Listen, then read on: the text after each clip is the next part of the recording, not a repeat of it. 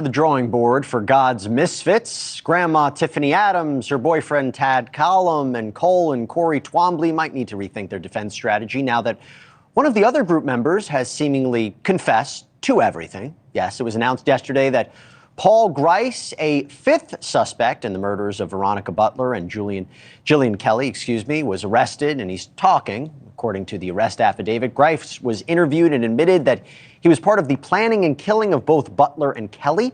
Grice admitted that he participated in the killing of Butler and Kelly and their subsequent burial.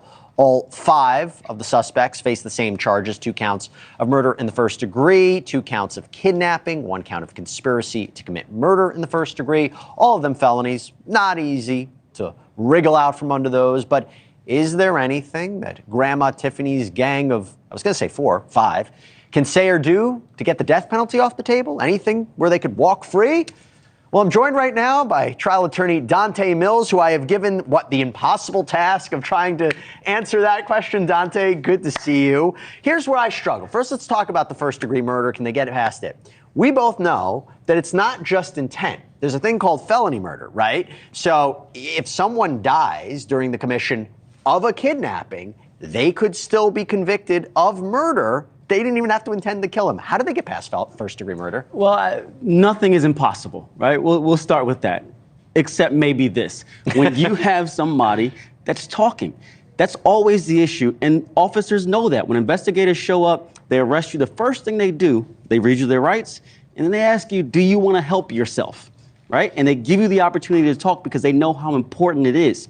If you start going into details about the crime, that kind of locks you in and provides them all the evidence they need. And that may be what happened here. What would a deal look like? I mean, if they're all involved in this heinous crime, would it be, hey, you give us what we need, you testify against the other bunch, we'll take the death penalty off the table? Because I can't imagine it's anything lower than life in prison or the death penalty. It's not like they're going to get 10 years for this if you cooperate. Well, maybe, because here's the thing. Like you said, if this was a gruesome crime. Yeah. If they committed this crime and if they planned it, then they may get the death penalty. This is a case that the prosecution, the investigators are going to want hemmed up and sewn together completely.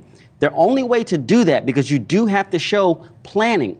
Otherwise, this is a situation where people were. Do you need to show planning? Issues. You need to show intent to kill. You need to show deliberation. I mean, isn't it enough that the phone, these burner phones that they allegedly bought, tracked to the car that was abandoned by the victims, that the search history for Miss Adams showed stun gun purchases or burner phones? You have a teenage witness. One of the teenage daughters is one of the biggest witnesses saying, yeah, they basically confessed. I mean, do you even need the testimony of any of them? You do, because here's the thing. Investigators can know what happened because they're good investigators, but you still have to put that information in front of the jury. So It's one thing if you want to piece that together with an investigator coming and saying, hey, we have this phone showing this and that. It's much different and much easier if you have a witness coming and saying, I was a part of it. I can tell you firsthand that I was in that room when we decided that we were going to kill this person and ultimately these 2 people. You want me to throw a... Criminals swear they're the smartest people on this planet. This is why they do the crimes, because they believe they could get away with it. But a problem with that is they always doing the crime with other people who are not as strong as them. And those people are quick to tell on them. And this is the case in this situation. Or the last suspect that the police interviewed started talking and telling everything that's going on or everything that went on. Lock them away. Lock them away. They're not needed in society. If they do this to people that they know, imagine what they would do to people that they don't know.